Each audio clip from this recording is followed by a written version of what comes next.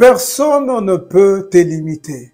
Personne ne peut s'opposer à ce que Dieu a dit dans ta vie. Personne ne peut t'arrêter. Ni le monde, ni ta famille, ni les lois de ta famille, de ta coutume, ni ce que les hommes ont dit de toi. Personne ni rien ne peut t'arrêter. Pourquoi? Parce qu'en toi, il y a un pouvoir. Et aujourd'hui, tu dois découvrir ce pouvoir et le mettre en pratique. Nous allons le voir dans cette vidéo. Que Dieu vous bénisse énormément. Je sais que vous allez bien par la compassion de Christ. Nous allons lire une portion des Écritures. Nous prenons le livre de Genèse, chapitre 29. Nous allons commencer à partir du 32e verset. Je lis au nom de Jésus. Léa devint enceinte et elle enfanta un fils à qui elle donna le nom de Ruben. Car elle dit, l'Éternel a vu mon humiliation et maintenant mon mari m'aimera. Elle devint encore enceinte et elle enfanta un fils. Et elle dit, l'Éternel a entendu que je n'étais pas aimée. Et elle m'a aussi accordé celui-ci. Et elle lui donna le nom de Siméon. Elle devint encore enceinte et elle enfanta un fils. Et elle dit, pour cette fois, mon mari s'attachera à moi, car je lui ai enfanté 3 fils. C'est pourquoi on lui donna le nom de Lévi. Elle devint encore enceinte et elle enfanta un fils. Et elle dit, cette fois, je louerai l'Éternel. C'est pourquoi elle lui donna le nom de Judas. Et elle cessa d'enfanter. Bien-aimés, je crois que vous connaissez très bien cette histoire. On nous parle de l'histoire de Léa qui était une des femmes de Jacob. Jacob, normalement, aimait Rachel. Mais comme dans la famille de Laban, qui était le père de Léa et l'oncle de Jacob, on ne donne pas la cadette avant de donner l'aîné. Et comme Léa était l'aîné, c'est pourquoi on lui a donné Léa avant Rachel. Mais comme Jacob aimait beaucoup Rachel, il a dû travailler encore pendant 7 ans pour avoir Rachel. Et Dieu a fait en sorte que Léa soit féconde et Rachel soit stérile. Mais malgré cet incident, Jacob continuait toujours à aimer Rachel plus que Léa. Donc Léa ne se sentait pas aimée. Et ici on nous parle, lorsque Léa tombe enceinte et elle enfante un fils, elle se dit, cette fois-ci mon mari m'aimera. Et elle donne à son enfant le nom de Ruben. Pour la deuxième fois, elle tombe encore enceinte. Elle se dit, voilà, comme c'est la deuxième fois, mon mari va m'aimer. Rien. Elle tombe encore enceinte pour la 3e fois. Elle se dit, mon mari va s'attacher à moi parce que je lui ai donné 3 fils. Mais malheureusement, ce n'était pas toujours le cas. Ça, c'est juste une parenthèse. Bien-aimé, ce n'est pas parce que tu as fait un enfant avec un homme qu'il va t'aimer. Ce n'est pas parce que tu te décides de faire beaucoup d'enfants avec un homme qu'il va t'aimer. Non, bien-aimé. Si un homme t'aime, il t'aime. Et tu n'auras pas besoin de prouver quoi que ce soit. Tu n'auras pas besoin de faire quoi que ce soit pour te sentir aimé. Si on t'aime, on t'aime. Si un homme t'aime, tu vas le sentir toi-même qu'il m'aime. Si une femme t'aime, bien aimé, tu n'auras pas besoin de prouver quoi que ce soit. Le monde dit que l'amour a des raisons que la raison elle-même ignore. Donc si une personne t'aime, même elle-même ne saura pas pourquoi elle t'aime. Donc, tu ne dois pas forcer les choses. Parce que là où on force les choses, ça finit toujours mal. Ça fait du bien d'aimer et d'être aussi aimé. Aimer, c'est une chose, mais être aimé aussi, ça n'est une autre, bien aimé. Lorsque tu vivras dans une relation où tu te sens aimé, tu es persuadé que mon homme m'aime, ma femme m'aime, et elle sera prête à tout pour notre relation, pour notre mariage, bien aimé, ça fait énormément du bien. Donc, arrête de forcer les choses. Si ici, ça ne tient pas, d'autre part, il y a quelqu'un qui sera même prêt à tout pour te garder dans sa vie. Donc, arrête de forcer les choses. C'était juste une parenthèse. Bien aimé, on voit ici Léa. Elle a tout fait, mais son mari ne l'aimait pas toujours.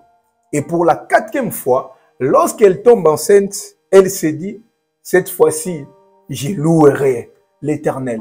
Et elle donne à son enfant le nom de Judas, ce qui veut dire louange. Et bien aimé, cette phrase, cette manière de voir les choses a changé la donne. Bien aimé, lorsque tu arrêtes de regarder ce qui se passe aujourd'hui, lorsque tu arrêtes de regarder ce qui se passe autour de toi maintenant, Tu fixes ton regard vers Dieu qui t'appelait. Tu fixes ton regard vers l'Adonai qui t'a fait la promesse. Bien aimé, tu commences à changer les choses.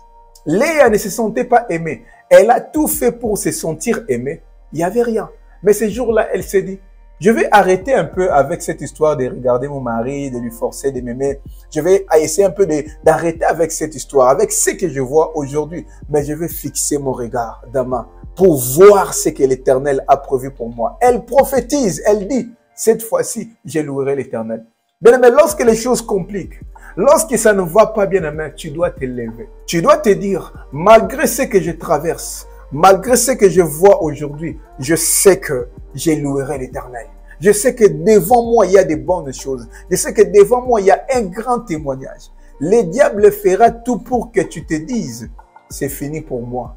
Le diable fera tout pour dire que non, voilà, ma vie s'est limitée au passé. Comme on m'a trahi, comme on m'a abandonné, c'est fini pour moi. Alors que ce n'est pas vrai. Devant toi, il y a des promesses de Dieu. La Bible dit, Dieu a formé des projets de paix et de bonheur pour toi. Lorsque tu regardes en arrière, lorsque tu regardes ce qui se passe autour de toi, lorsque tu te focalises sur les réalités présentes dans ta vie, bien aimé, tu vas arrêter de croire en Dieu.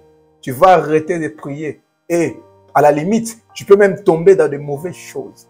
L'autre fois, tu priais. L'autre fois, tu craignais Dieu. L'autre fois, tu croyais à la puissance de Dieu. Mais lorsque tu ne vois plus loin, bien aimé, c'est fini. Tu vas tomber dans de mauvaises choses. Il y aura des moments, lorsque tu veux prier, le diable parlera à ton cœur pour te dire, tu ne vois pas ce qui se passe dans ta vie. Tu ne vois pas que ce Dieu-là ne t'écoute pas. Tu ne vois pas que tu as beaucoup prié et il n'y a rien. Le diable va te tromper. Les jours où Pierre dit à Jésus, si c'est toi, Rabbi, ordonne que j'aille vers toi. Jésus lui a dit, viens. Pierre a commencé à avancer. Mais lorsque les tempêtes se sont levées, au lieu que Pierre continue à fixer son regard sur Jésus qui l'a appelé, il a commencé à regarder maintenant la tempête. Et c'est comme ça qu'il a commencé à s'enfoncer. Bien-aimé, lorsque tu regardes aujourd'hui, tu vas t'enfoncer, bien-aimé. Lorsque tu regardes les choses qui n'évoluent pas dans ta vie, tu vas t'enfoncer. Mais on voit Pierre, il crie au secours. Il a fixé encore une fois de plus son regard vers l'Éternel. Bien-aimé, qu'est-ce que tu te dis de toi-même? Qu'est-ce que tu te dis de cette situation qui a perduré dans ta vie? Qu'est-ce que tu dis de ces choses-là qui n'évoluent pas dans ta vie, bien-aimé? Alors qu'en toi, il y a un pouvoir. La Bible dit, ce que vous lierez sur la terre sera lié dans les cieux. Lorsque tu te mets à déclarer, à décréter, à proclamer les choses sur ta vie, à prophétiser sur ta vie avec foi, bien-aimé, tu les verras s'accomplir. Lorsque les choses commencent à être très compliquées, bien aimé, tu dois te lever et à décréter des choses sur ta vie, à proclamer des choses. Lorsque tu vois que tes enfants commencent à tomber dans de mauvaises choses, commencent à se méconduire, bien aimé, lève-toi, prophétise sur la vie de tes enfants, commence à déclarer des choses sur tes enfants. Bien aimé, si tu crois en Dieu, cela se fera ainsi. On voit Léa. Léa, normalement, était, je peux dire, la deuxième femme. Parce que d'après Jacob, sa femme était Rachel. Et normalement, Jésus devait naître de Jacob. Mais, à cause de cette déclaration de Léa, a changé la donne. Vous allez voir, même lorsque Jacob, avant de mourir, a appelé ses enfants pour prophétiser sur leur vie. Étant donné que sur Juda, il y avait déjà quelque chose qui était dit sur sa vie, bien aimé. Tu verras que même la façon dont Jacob a prophétisé sur Juda était différente. Bien aimé, vous allez le voir dans le livre de Genèse toujours, chapitre 49. Si vous avez le temps, vous pouvez lire tous ces chapitres pour bien comprendre. Mais comme on n'a pas assez de temps, nous allons lire seulement là où il a prophétisé sur Juda. Dans le verset 8, la Bible dit, « Juda, tu recevras les hommages de tes frères. Ta main sera sur la nuque de tes ennemis. Les fils de ton père se prosterneront devant toi. » Juda est un jeune lion. N'oubliez pas aussi, Jésus s'appelle le lion de la tribu de Juda. Tu reviendras du carnage, mon fils. Il ploie les genoux. Il se couche comme un lion, comme une lionne qui les fera lever. Les sceptres ne s'éloignera point de Juda, ni les bâtons souverains d'entre ses pieds, jusqu'à ce que viennent les Shiloh et que le peuple lui obéisse. Étant donné que sur Judas, il y avait déjà des choses qui ont été dites sur sa vie, même Jacob ne pouvait pas dire le contraire. Bien aimé, lorsque tu dis toi-même des choses sur ta vie, même le monde des ténèbres ne peut pas dire le contraire. Parce que lorsque tu décrètes Dieu, lorsque tu as la foi, bien aimé, tu vas proclamer les choses et cela se fera ainsi. Bien aimé, pour t'envoûter, les démons ne font rien. Les sorciers ne font rien. Ils lancent simplement des mauvais sorts. Toi, tu es au Canada, toi, tu es en France. Eux, ils sont au village. Ils disent simplement des choses et cela s'est fait ainsi dans ta vie. Et toi aussi, si eux qui ont un esprit impur, ils disent des choses et cela arrive dans ta vie, à combien plus forte raison toi qui as un esprit supérieur, toi qui as l'esprit de Dieu, bien aimé, commence à déclarer des choses sur ta vie. Jésus est né de Jacob. Pourquoi? Depuis la Genèse, Jacob a prophétisé sur Judas, qui est la tribu dans laquelle Jésus est né. Il a dit, les sceptres royaux, les bâtons royaux, les bâtons souverains ne s'éloignera pas de Judas jusqu'à ce que vienne les Shiloh. Et les Shiloh, c'est le Messie, c'est notre Seigneur et Sauveur. Et cela, c'est réalisé. Bien-aimé, lorsque tu dis des choses sur ta vie, sois conscient de ce que tu dis. Si tu dis que c'est fini pour toi, ça sera aussi fini pour toi. Mais lorsque tu dis, ce n'est pas encore fini, mon Rédempteur s'élèvera même le dernier sur la terre. Lorsque tu dis, même quand je traverse la vallée de l'ombre et de la mort, je crains aucun mal parce que je sais que l'Éternel est avec toi. Bien-aimé, il sera avec toi. Nous allons encore lire une autre histoire pour très bien comprendre ce dont je parle ici. Luc chapitre 1, verset 11. Je lis au nom de Jésus. Alors, un ange du Seigneur apparut à Zacharie, et il s'étend debout à droite de l'autel des parfums. Zacharie fut troublé en le voyant, et la frayeur s'empara de lui. Mais l'ange lui dit, ne crains point, Zacharie, car ta prière a été exaucée. Ta femme Élisabeth t'enfantera un fils, et tu lui donneras le nom des gens. Il sera pour toi un sujet de joie et d'allégresse, et plusieurs se réjouiront de sa naissance, car il sera un grand devant le Seigneur. Il ne boira ni vin, ni liqueur enivrante, et il sera rempli de l'Esprit Saint de le sein de sa mère. Il ramènera plusieurs des fils d'Israël au Seigneur, leur Dieu. Zacharie dit à l'ange, à quoi reconnaîtrai-je cela? Car je suis vieux et ma femme est avancée en âge. L'ange lui répondit, je suis Gabriel, je me tiens devant Dieu. J'ai été envoyé pour te parler et pour t'annoncer cette bonne nouvelle.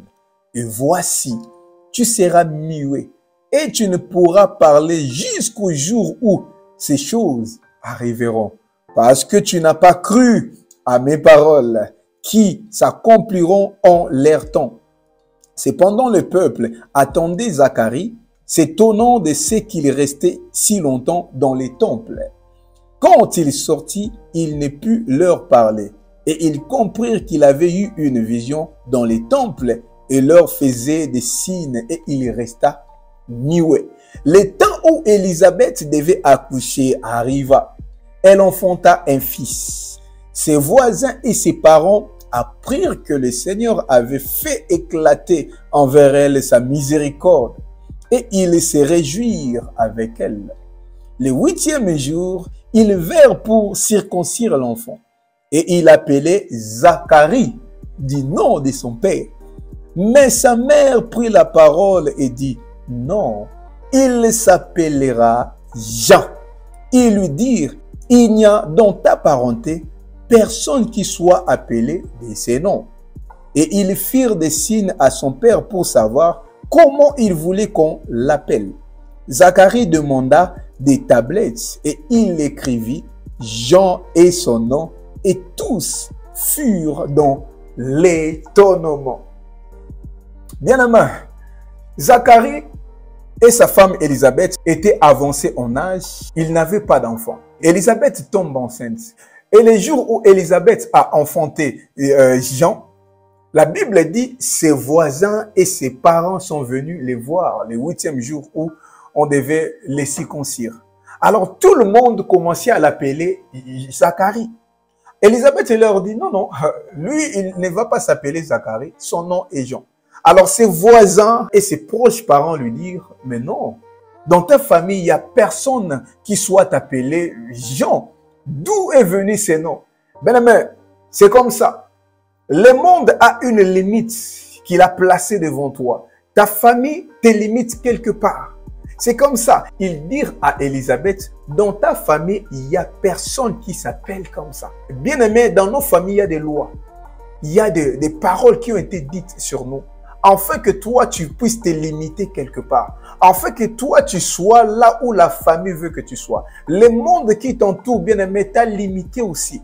Et à chaque fois, lorsque toi, tu veux franchir cette limite, bien-aimé, il y aura des réclamations sur ta vie.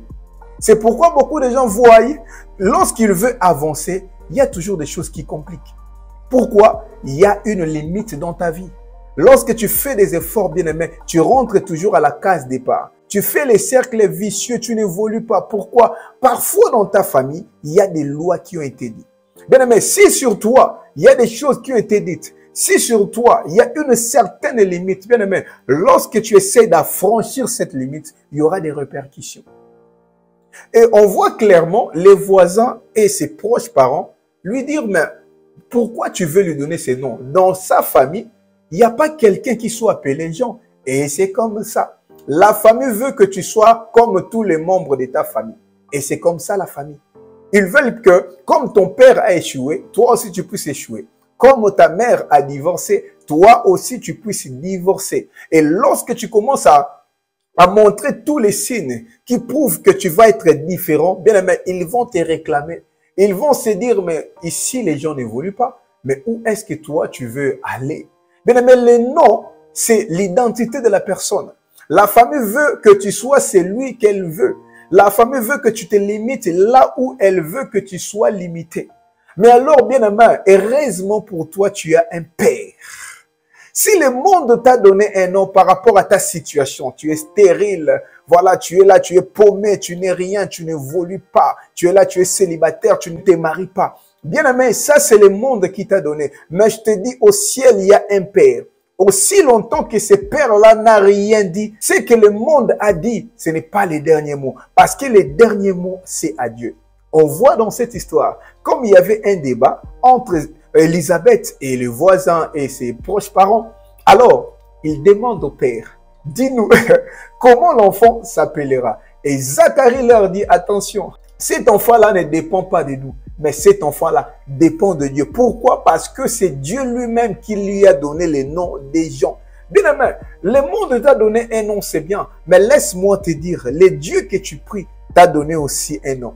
Lorsqu'il a rencontré Simon, il a dit non, toi tu ne t'appelleras plus Simon, mais toi tu seras Pierre. Parce que le nom Pierre était lié à sa destinée. Parce que Pierre était la pierre sur laquelle Jésus devait bâtir son église. Lorsqu'il a rencontré Jacob, il lui a dit, toi, tu t'appelleras Israël. Parce que le nom Jacob était lié à son passé. Par rapport à ce qu'il a fait, il était voleur. Il a volé la bénédiction de son frère. Et Dieu lui a ôté ce nom-là pour lui donner un nom qui était lié à sa destinée. Je prie Dieu que l'Éternel te donne un nom qui est lié à ta destinée. Que l'Éternel te donne un nom qui est attaché à ce que lui, il a dit par rapport à ta vie. Je ne sais pas comment le monde t'appelle.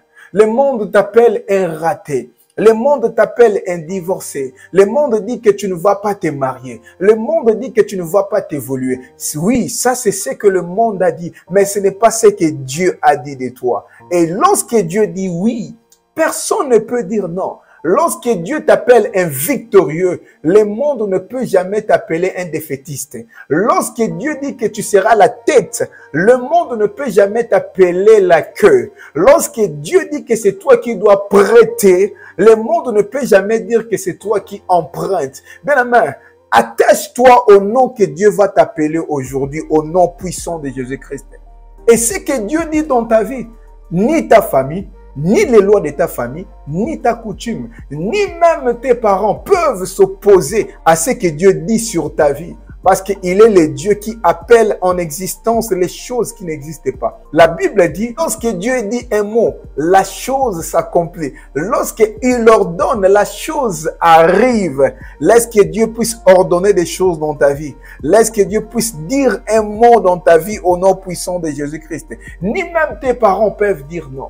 Bien-aimé, on voit les jours où l'ange apparut à Zacharie pour lui dire que ta femme Élisabeth va tomber enceinte parce que elle va enfanter un fils qui sera un sujet de joie pour plusieurs.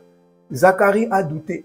Il dit non, je ne crois pas parce que moi et ma femme, nous sommes avancés en âge. Mais l'ange lui dit, je suis Gabriel et je ne suis pas n'importe qui. Je me tiens devant Dieu. Comme tu as douté, voici tu vas devenir muet. Et cela s'est fait ainsi. Bien-aimé, toi aussi tu n'es pas n'importe qui. Peut-être tu as perdu de vue qui tu es. Je vais te dire que tu es un enfant de Dieu. Tu as été lavé et racheté par un grand prix. À la croix, notre Seigneur a fait de toi plus qu'un vainqueur. Parce que il a vaincu les dominations, il a vaincu les autorités, il a vaincu les diables, il a vaincu les lois de ta famille et il t'a donné ses pouvoirs, les pouvoirs de marcher sur les serpents, sur les scorpions, sur toute puissance de l'ennemi. Et il a dit, rien ne pourra te nuire. Je vais vous donner un témoignage, ce qui est arrivé dans ma famille.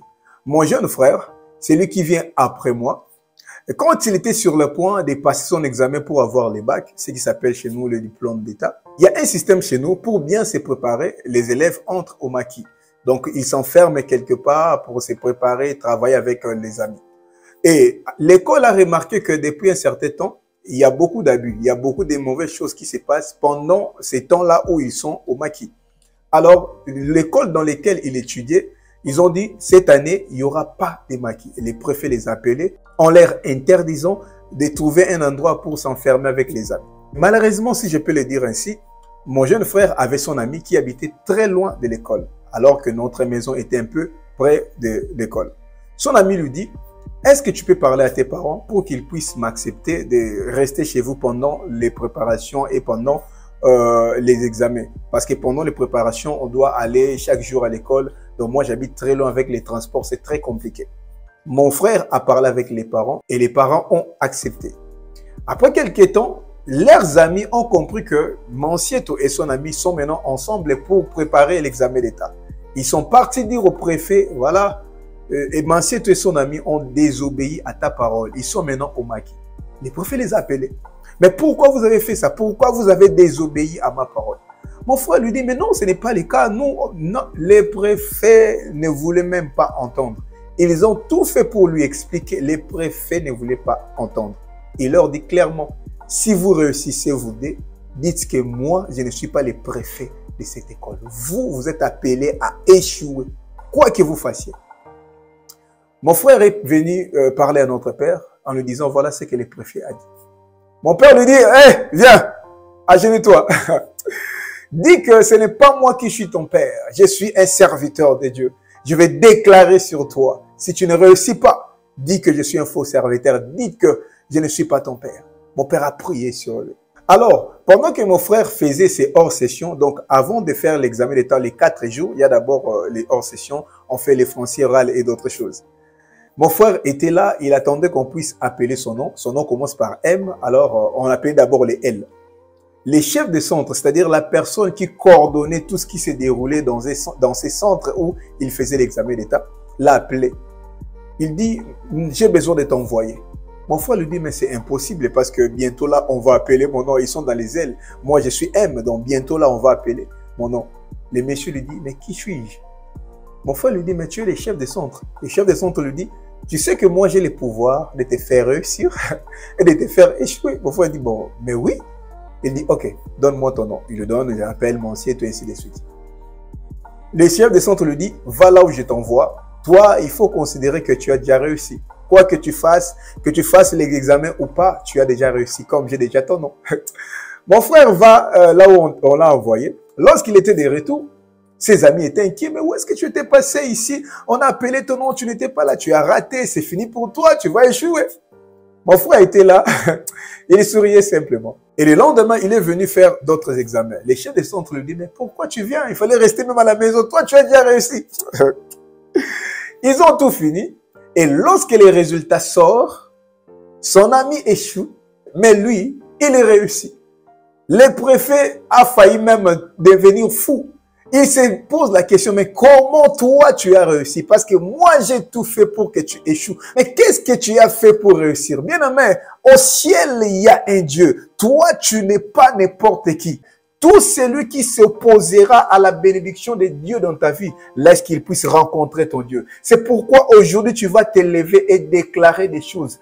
Personne ne peut s'opposer à ce que Dieu a dit dans ta vie. Si c'est les lois de ta famille, que ces lois-là tombent au nom puissant de Jésus. C'est pourquoi tu dois te lever pour commencer à déclarer. Commence à déclarer des choses sur ta vie. Commence à déclarer des choses sur ton mariage. Commence à déclarer des choses sur ta destinée. Commence à déclarer des choses sur tes enfants. Commence à déclarer des choses sur ta femme. Ta femme ne sera pas comme ta famille veut qu'elle soit. Ta femme ne sera pas comme le monde veut qu'elle soit. Ton travail ne sera pas comme la famille veut qu'il soit. Tes enfants ne seront pas comme la famille veut qu'ils soient au nom puissant de Jésus. Commence à déclarer des choses. Commence à déclarer des choses. La Bible dit, la vie et la mort sont au pouvoir de la langue. Ce que tu vas lier sur la terre sera lié dans les cieux. Ce que tu délieras sur la terre sera délié dans les cieux. Au nom puissant de Jésus. Que celui qui veut s'opposer à ce que Dieu a déclaré dans ta vie puisse rencontrer ton Dieu, au nom puissant de Jésus. Les jours où Dieu a ouvert la mer Rouge pour que les enfants d'Israël puissent traverser, Pharaon a voulu entrer encore sur le même chemin. Oh bien-aimé, le chemin que Dieu a ouvert pour toi, l'ennemi ne peut pas y entrer. Celui qui osera à entrer, celui qui osera à s'attaquer à la bénédiction, à ce que Dieu a dit sur ta vie, puisse être englouti aujourd'hui au nom puissant de Jésus, au nom puissant de Jésus, au nom puissant de Jésus. Alléluia. Que Dieu vous bénisse énormément. Partagez la vidéo avec la famille, likez la vidéo, laissez-nous un commentaire gentil. Nous sommes le ministère Tétélestat. Nous prions chaque lundi et vendredi à partir de 21h de Paris. Celui qui veut rejoindre notre groupe de prière, vous verrez les liens sur la description de cette vidéo. Que Dieu vous bénisse énormément et on se voit à la prochaine vidéo.